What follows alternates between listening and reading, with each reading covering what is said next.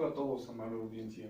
Mi nombre es Jonathan Martínez Hernández, soy licenciado en Criminología Criminalística y Técnicas Periciales. Actualmente me encuentro estudiando la maestría en Administración Pública en la Universidad Valle de México. Hoy les vengo a hablar de un tema que no es novedoso, pero sí es relevante en nuestra actualidad. Concepción de la corrupción en México o percepción de la corrupción en México. Y empiezo con una breve reflexión de Lord Acton. El poder corrompe, el poder absoluto corrompe absolutamente. Les voy a hablar un poco de historia sobre la corrupción en México. Se ha dicho que sus raíces están en la época colonial, es incierto. El poder patrimonial absoluto de que los monarcas españoles sobre sus dominios transferidos casi intacto a sus representantes en las Indias, los virreyes habrían convertido el ejercicio de puestos públicos en un negocio privado, hábito que a su vez habría persistido a través de los siglos. Es verdad que el enriquecimiento de los oficiales con sus puestos no estaba mal visto por la corona, que incluso propiciaba la venta de oficios. Es verdad también que solo ahora comienza a desvanecerse la idea de que los políticos son los dueños del país, pero la vida política colonial era menos opresiva que lo que es ahora, y su herencia era menos decisiva de lo que es actualmente. Piénsese, por ejemplo, en la maravillosa institución del juicio de residencia.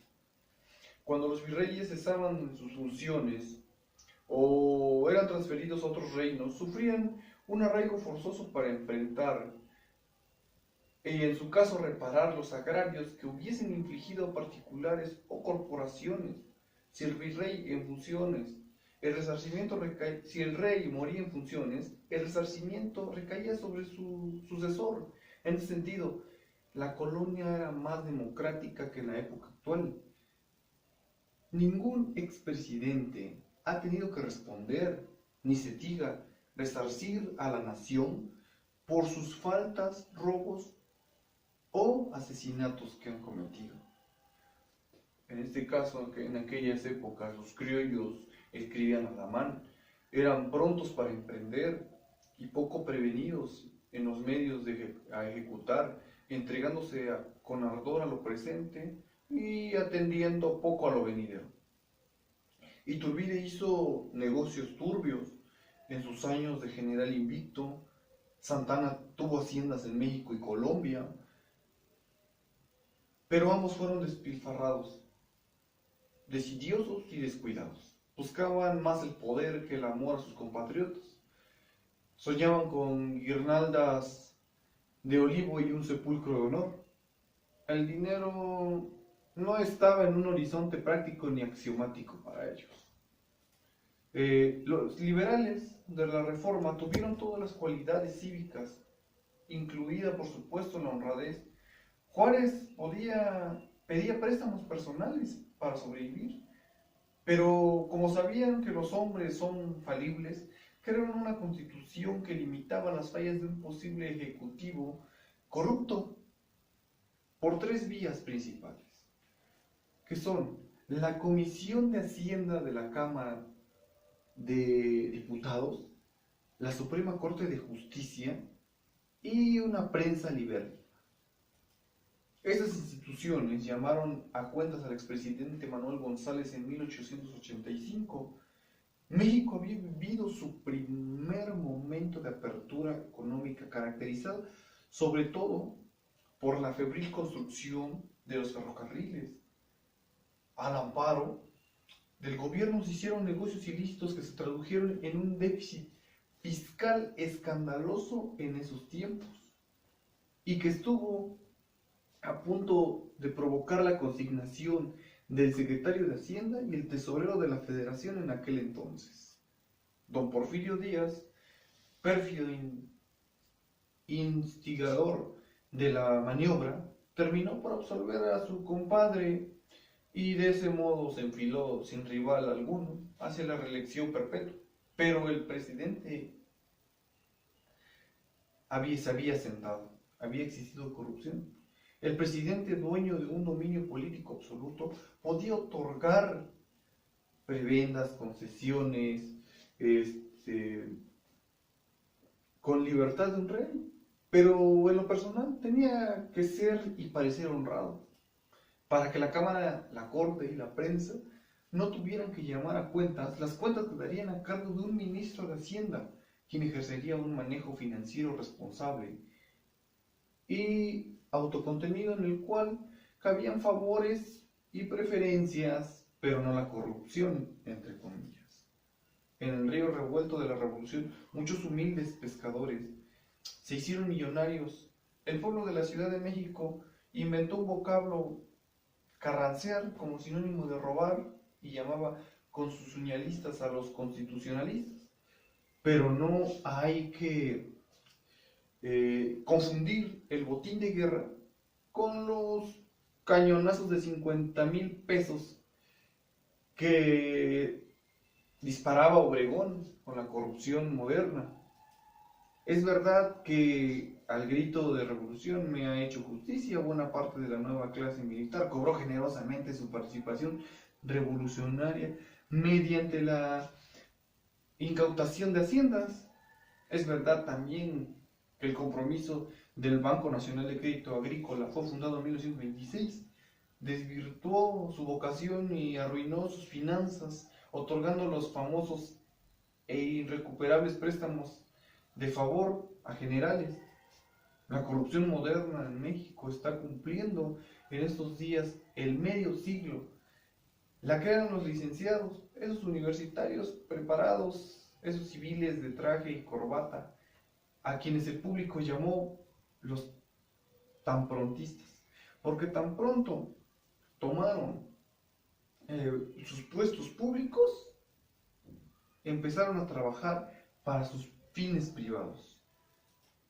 El catálogo era amplio. Un ministro establecía una compañía para surtir a precios inflados los requerimientos de su propia secretaría. Desde el poder se alentaban monopolios de distribución de gasolina y transportes. Se hacían fortunas gigantescas mediante la especulación monetaria inmobiliaria.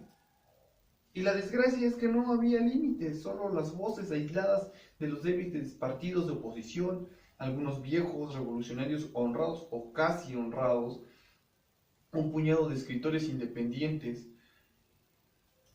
En 1952, la propia desmensurada de los licenciados creó el antídoto. Ruiz Cortines ejerció una administración honesta y eficaz que, si bien no castigó penalmente a los pillos ni estableció diques institucionales contra la corrupción, cosa que solo el equilibrio de poderes y la democracia podían hacer, volvió presidente Porfiriano la autoconcesión y consolidó la respetuosa separación entre los neoporfirios en la presidencia y los neomalintouris en Hacienda y Banco de México.